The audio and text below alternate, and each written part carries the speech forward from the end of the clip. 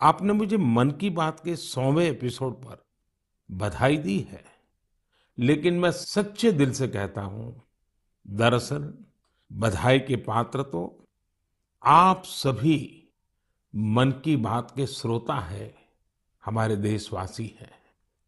मन की बात कोटि-कोटि भारतीयों के मन की बात है, उनकी भावनाओं का प्रकटीकरण है। साथियों, 3 अक्टूबर 2014 विजयादशमी का वो पर्व था और हम सब ने मिलकर विजयादशमी के दिन मन की बात की यात्रा शुरू की थी। विजयादशमी यानी बुराई पर अच्छाई की जीत का पर्व।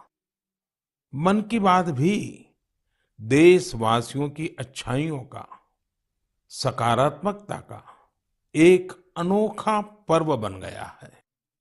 एक ऐसा पर्व जो हर महीने आता है, जिसका इंतजार हम सभी को होता है। हम इसमें पॉजिटिविटी को सेलिब्रेट करते हैं। हम इसमें पीपल्स पार्टिसिपेशन को भी सेलिब्रेट करते हैं। कई बार यकीन नहीं होता कि मन की बात को इतने महीने और इतने साल गुजर गए। हर एपिसोड अपने आप में खास रहा। हर बार नए उदाहरणों की नवीनता, हर बार देशवासियों की नई सफलताओं का विस्तार। मन की बात में पूरे देश के कोने-कोने से लोग जुड़े, हर आयु वर्ग के लोग जुड़े। बेटी बचाओ, बेटी पढ़ाओ की बात हो, स्वच्छ भारत आंदोलन हो, खादी के प्रति प्रेम हो या प्रकृति की बात, आजादी का अमृत महोत्सव हो या फिर अमृत सरोवर की बात। मन की बात जिस विषय से जुड़ा वो जन आंदोलन बन गया और आप लोगों ने बना दिया। जब मैंने तत्कालीन अमेरिकी राष्ट्रपति बराक ओबामा के साथ साझा मन की बात की थी, तो इसकी चर्चा पूरे विश्व में हुई थी। साथियों, मन की बात मेरे लिए तो दूसरों के गुणों की पूजा करने की तरह ही रहा है। मेरे एक मार्गदर्शक थे, श्री लक्ष्मण राव जी इनामदार। हम उनको वकील साहब कहा करते थे। वो हमेशा कहते थे कि हमें दूसरों के गुणों की पूजा करनी चाहिए। सामने कोई भी हो, आपके साथ का हो, आपका विरोधी हो, हमें उसके अच्छे गुणों को जानने का, उनसे सीखने का प्रयास करना चाहिए। उनकी इस बात ने मुझे हमेशा प्रेरणा दी है। मन की बात दूसरों के गुणों से सीखने का बहुत बड़ा माध्यम बन गई है। मेरे प्यारे देशवासियों, इस कार्यक्रम ने मुझे कभी भी आपसे दूर नहीं होने दिया। मुझे याद है, जब मैं गुजरात का मुख्यमंत्री था, तो वहां सामान्य जन से मिलना जुलना स्वाभाविक रूप से हो ही जाता था। मुख्यमंत्री का कामकाज और कार्यकाल ऐसा ही होता है। मिलने जुलने के अवसर बहुत मिलते रहते हैं। लेकिन 2014 में दिल्ली आने के बाद मैंने पाया कि यहाँ का जीवन तो बहुत ही अलग है। काम का स्वरूप अलग, दायित्व अलग, स्थितियां परिस्थितियों के बंधन, सुरक्षा का तामझाम, समय की सीमा। शुरुआती दिनों में कुछ अलग महसूस करता था, खाली खाली सा महसूस करता था। 50 साल पहले मैंने अपना घर इसलिए नहीं छोड़ा था कि एक दिन अपने ही देश के लोगों से संपर्क ही मुश्किल हो जाएगा। जो देशवासी मेरा सब कुछ है, मैं उनसे ही कट करके जी नहीं सकता था। मन की बात ने मुझे इस चुनौती का समाधान दिया, सामान्य मानवी से जुड़ने का रास्ता दिया। पदभार और प्रोटोकॉल व्यवस्था तक ही सीमित रहा और जनभाव कोटि कोटि जनों के साथ मेरे भाव विश्व का अटूट अंग बन गया। हर महीने मैं देश के लोगों के हजारों संदेशों को पढ़ता हूँ। हर महीने में देशवासियों के एक से एक अद्भुत स्वरूप के दर्शन करता हूँ। मैं देशवासियों के तप त्याग की पराकाष्ठा को देखता हूँ, महसूस करता हूँ। मुझे लगता ही नहीं है कि मैं आपसे थोड़ा भी दूर हूँ। मेरे लिए मन की बात ये एक कार्यक्रम नहीं है। मेरे लिए एक आस्था, पूजा, व्रत है। जैसे लोग ईश्वर की पूजा करने जाते हैं तो प्रसाद की थाल लाते हैं, मेरे लिए मन की बात ईश्वर रूपी जनता जनार्दन के चरणों में प्रसाद की थाल की तरह है। मन की बात मेरे मन की आध्यात्मिक यात्रा बन गया है। मन की बात स्व से समष्टि की यात्रा है। मन की बात अहम से वयम की यात्रा है। यह तो मैं नहीं तू ही इसकी संस्कार साधना है। आप कल्पना करिए, मेरा कोई देशवासी 40-40 साल से निर्जन पहाड़ी और बंजर जमीन पर पेड़ लगा रहा है। कितने ही लोग 30-30 साल से जल संरक्षण के लिए बावड़ियां और तालाब बना रहे हैं, उसकी साफ सफाई कर रहे हैं। कोई 25-30 साल से निर्धन बच्चों को पढ़ा रहा है, कोई गरीबों की इलाज में मदद कर रहा है। कितनी ही बार मन की बात में इनका जिक्र करते हुए मैं भावुक हो गया हूं। आकाशवाणी के साथियों को कितनी ही बार इसे फिर से रिकॉर्ड करना पड़ा है। आज पिछला कितना ही कुछ आंखों के सामने आए जा रहा है। देशवासियों के इन प्रयासों ने मुझे लगातार खुद को खपाने की प्रेरणा दी है। साथियों, मन की बात में जिन लोगों का हम जिक्र करते हैं, वे सब हमारे हीरोज हैं, जिन्होंने इस कार्यक्रम को जीवंत बनाया है। आज जब हम 100वें एपिसोड के पड़ाव पर पहुंचे हैं, तो मेरी ये भी इच्छा है कि हम एक बार फिर इन सारे हीरोज के पास जाकर उनकी यात्रा के बारे में जानें। आज हम कुछ साथियों से बात भी करने की कोशिश करेंगे। मेरे साथ जुड़ रहे हैं हरियाणा के भाई सुनील जगलान जी। सुनील जगलान जी का मेरे मन पर इतना प्रभाव इसलिए पड़ा क्योंकि हरियाणा में जेंडर रेशियो पर काफी चर्चा होती थी और मैंने भी बेटी बचाओ बेटी पढ़ाओ का अभियान हरियाणा से ही शुरू किया था। और इसी बीच जब सुनील जी के सेल्फी विद डॉटर कैंपेन पर मेरी नजर पड़ी तो मुझे बहुत अच्छा लगा। मैंने भी उनसे सीखा और इसे मन की बात में शामिल किया। देखते ही देखते सेल्फी विद डॉटर एक ग्लोबल कैंपेन में बदल गया। और इसमें मुद्दा सेल्फी नहीं थी, टेक्नोलॉजी नहीं थी, इसमें डॉटर को, बेटी को प्रमुखता दी गई थी। जीवन में बेटी का स्थान कितना बड़ा होता है, इस अभियान से यह भी प्रकट हुआ। ऐसे ही अनेकों प्रयासों का परिणाम है कि आज हरियाणा में जेंडर रेशियो में सुधार आया है। आइए आज सुनील जी से ही कुछ गप मार लेते हैं। नमस्कार सुनील जी। नमस्कार सर। मेरी खुशी बहुत बढ़ गई है सर आपकी आवाज सुनकर। Sunil ji, selfie with daughter हर किसी को याद है। अब जब इसकी फिर चर्चा हो रही है तो आपको कैसा लग रहा है?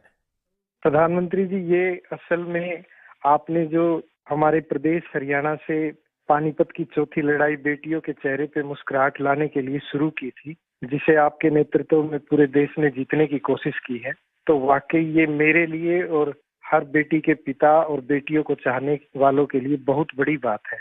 सुनील जी, अब आपकी बिटिया कैसी है, आजकल क्या कर रही है?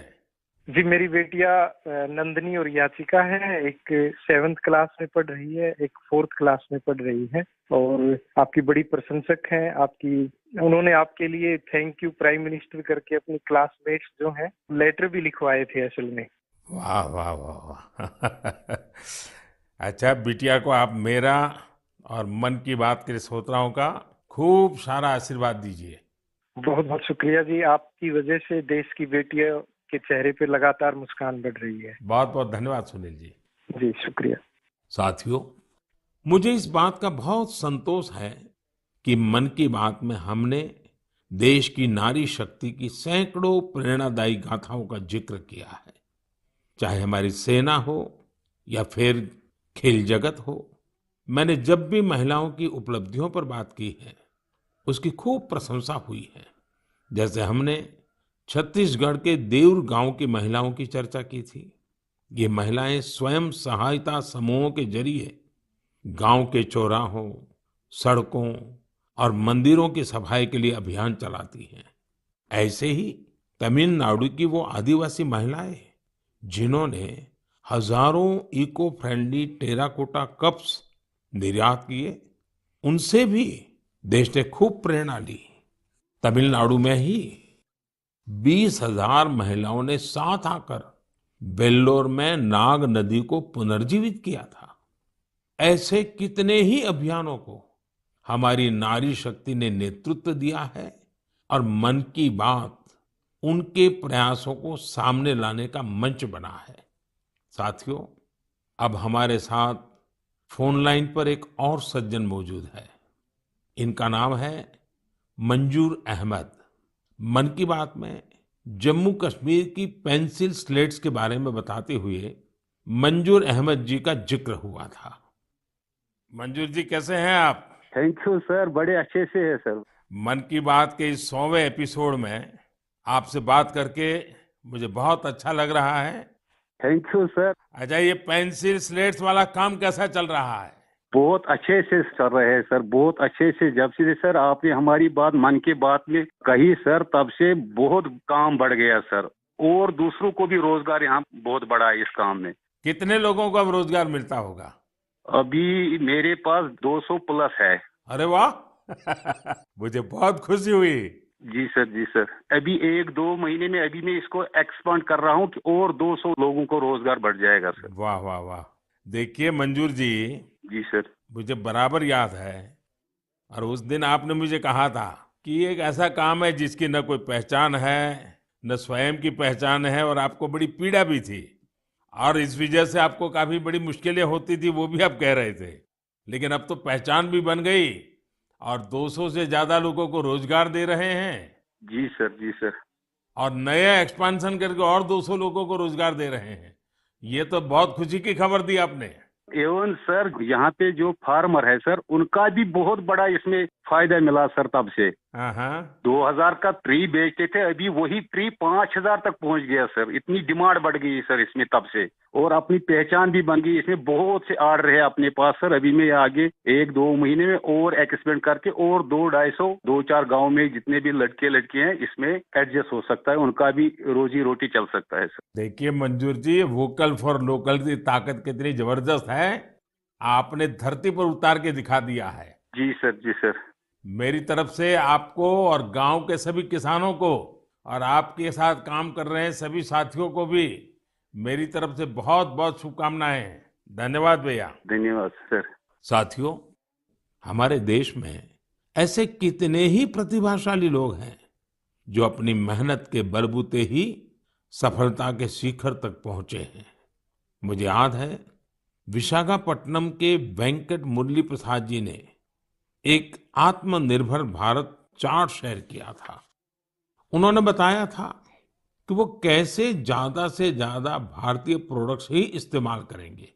जब बेतिया के प्रमोद जी ने एलईडी बल्ब बनाने की छोटी यूनिट लगाई, या गढ़ मुक्तेश्वर के संतोष जी ने मैट्स बनाने का काम किया, मन की बात ही उनके उत्पादों को सबके सामने लाने का माध्यम बना। हमने मेक इन इंडिया के अनेक उदाहरणों से लेकर स्पेस स्टार्टअप्स तक की चर्चा मन की बात में की है। साथियों, आपको याद होगा कुछ एपिसोड पहले मैंने मणिपुर की बहन विजय शांति देवी जी का भी जिक्र किया था। विजय शांति जी कमल के रेशों से कपड़े बनाती हैं।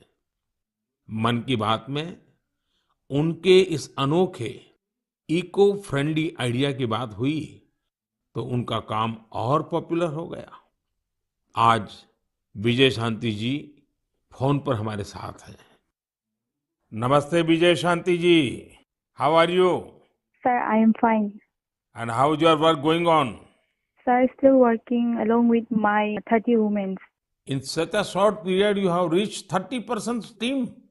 Yes, sir. This year also more expand with 100 women in my area. So your target is 100 women. Yeah, 100 women. And now people are familiar with this lotus stem fiber? Yes, sir. Everyone know from Man Ki Baat program all over India. So now it's very popular. Yes, sir. From Prime Minister Man Ki Baat program, everyone knows about the lotus fiber. So now you got the market also. Yes, sir. I have got a market from USA also. They want to buy in bulk in large quantities. But I want to give from this year to send the US also. So now you are exporter. Yes, sir. From this year, I export our product made in India, lotus fiber. So when I say vocal for local and now local for global. Yes, sir. I want to reach my product all over the globe of world. So congratulations and wish you best luck. Thank you, sir. Thank you. Thank you Vijay Shanti. Thank you, sir. साथियों, मन की बात की एक और विशेषता रही है। मन की बात के जरिए कितने ही जन आंदोलन ने जन्म भी लिया है और गति भी पकड़ी है। जैसे हमारे खिलौने, हमारी टॉय इंडस्ट्री को फिर से स्थापित करने का मिशन मन की बात से ही तो शुरू हुआ था। भारतीय नस्ल के श्वान, हमारे देशी डॉग्स, उसको लेकर जागरूकता बढ़ाने की शुरुआत भी तो मन की बात से ही की थी।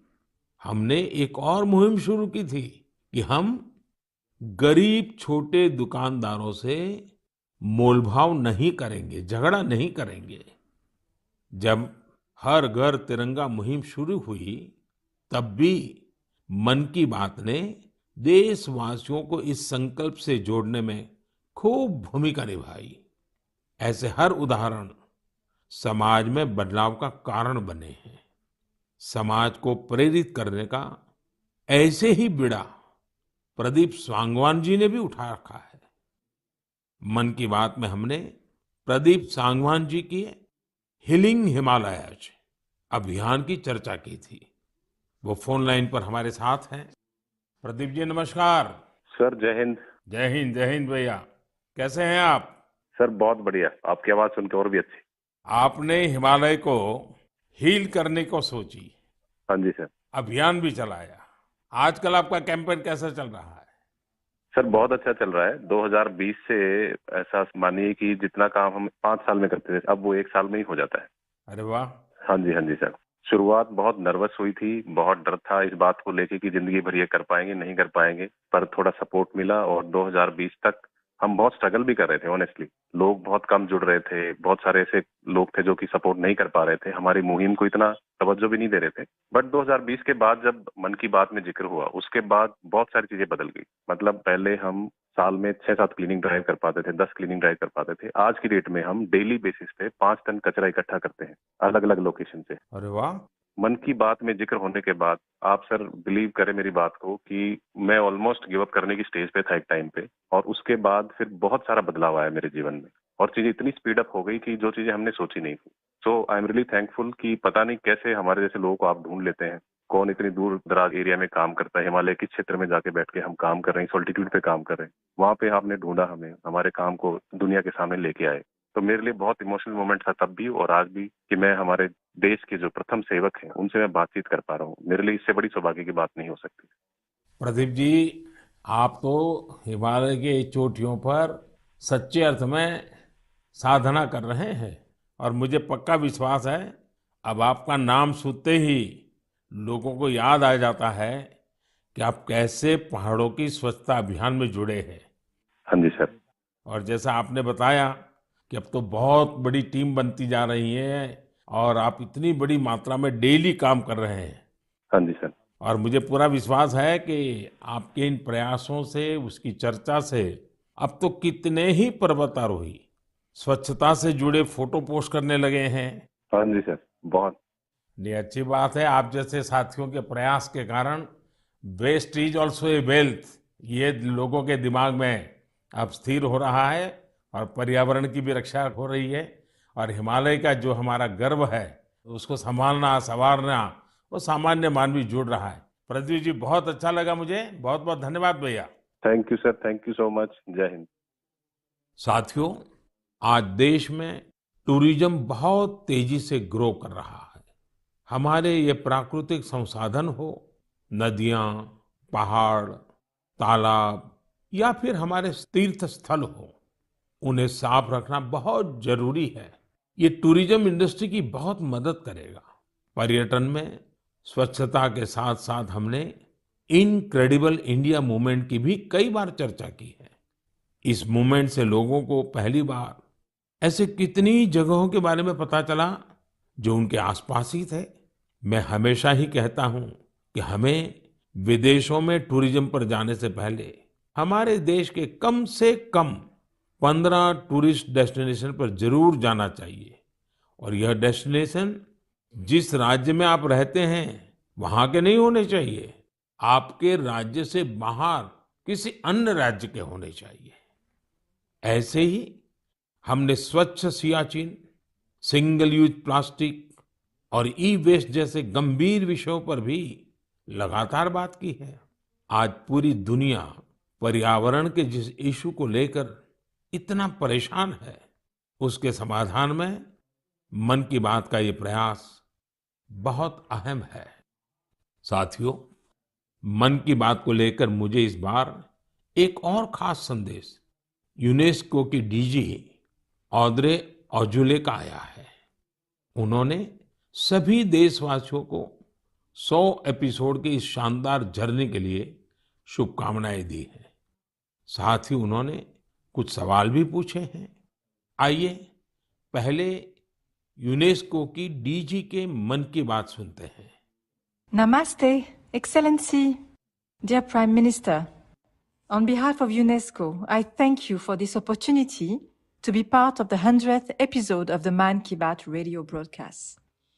UNESCO and India have a long common history. We have very strong partnerships together in all areas of our mandate: education, science, culture, and information. And I would like to take this opportunity today to talk about the importance of education. UNESCO is working with its member states to ensure that everyone in the world has access to quality education by 2030. With the largest population in the world, could you please explain the Indian way to achieving this objective? UNESCO also works to support culture and protect heritage. And India is chairing the G20 this year. World leaders will be coming to Delhi for this event. Excellency, how does India want to put culture and education at the top of the international agenda? I once again thank you for this opportunity and convey my very best wishes through you to the people of India. À bientôt. Merci beaucoup. Thank you, Excellency. I'm happy to interact with you in the 100th Man Ki Baat program. I'm also happy that you have raised the important issues of education and culture.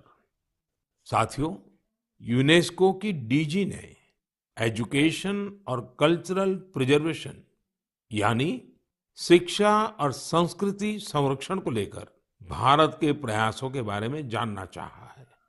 ये दोनों ही विषय मन की बात के पसंदीदा विषय रहे हैं।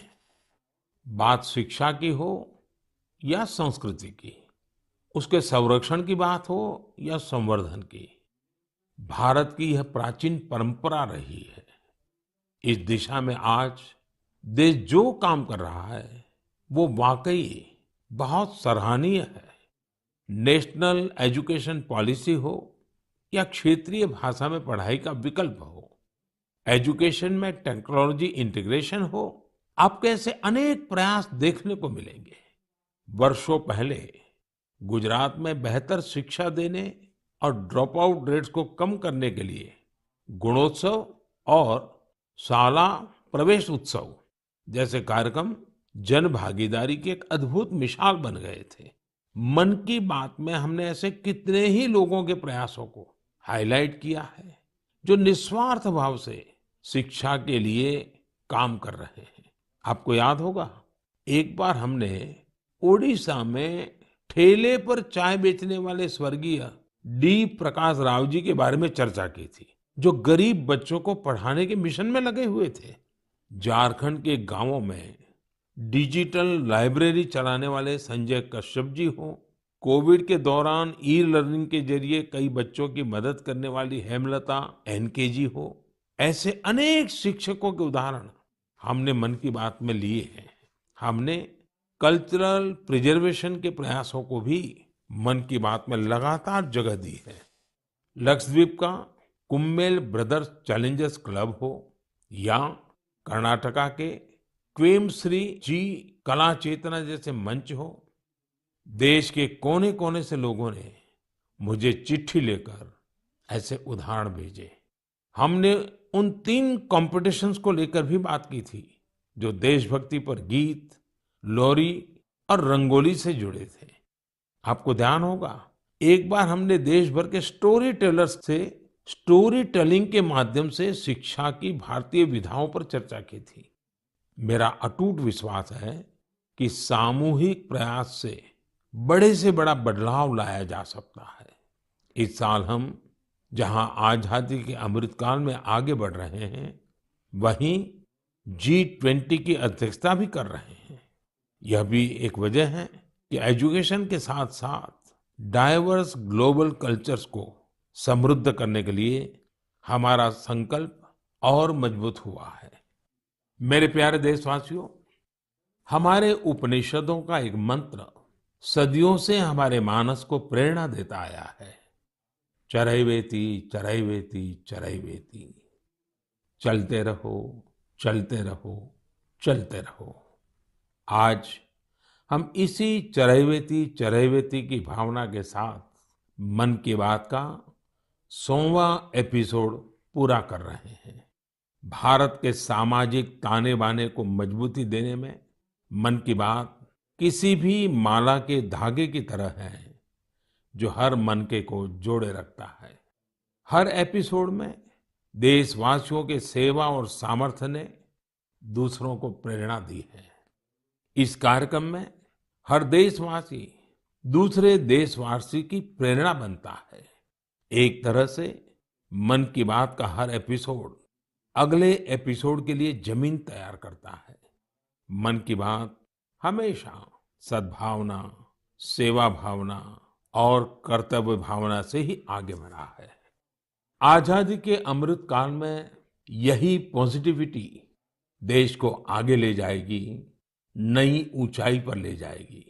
और मुझे खुशी है कि मन की बात से जो शुरुआत हुई वो आज देश की नई परंपरा भी बन रही है। एक ऐसी परंपरा जिसमें हमें सबका प्रयास की भावना के दर्शन होते हैं। साथियों, मैं आज आकाशवाणी के साथियों को भी धन्यवाद दूंगा जो बहुत धैर्य के साथ इस पूरे कार्यक्रम को रिकॉर्ड करते हैं। वो ट्रांसलेटर्स जो बहुत ही कम समय में बहुत तेजी के साथ मन की बात का विभिन्न क्षेत्रीय भाषाओं में अनुवाद करते हैं, मैं उनका भी आभारी हूँ। मैं दूरदर्शन के और माय गॉव के साथियों को भी धन्यवाद देता हूँ। देश भर के टीवी चैनल्स, इलेक्ट्रॉनिक मीडिया के लोग जो मन की बात को बिना कॉमर्शियल ब्रेक के दिखाते हैं, उन सभी का मैं आभार व्यक्त करता हूँ। और आखिरी में मैं उनका भी आभार व्यक्त करूंगा जो मन की बात की कमान संभाले हुए हैं। भारत के लोग, भारत में आस्था रखने वाले लोग, ये सब कुछ आपकी प्रेरणा और ताकत से ही संभव हो पाया है। साथियों, वैसे तो मेरे मन में आज इतना कुछ कहने को है कि समय और शब्द दोनों कम पड़ रहे हैं, लेकिन मुझे विश्वास है कि आप सब मेरे भावों को समझेंगे, मेरी भावनाओं को समझेंगे। आपके परिवार के ही एक सदस्य के रूप में मन की बात के सहारे आपके बीच में रहा हूं, आपके बीच में रहूंगा।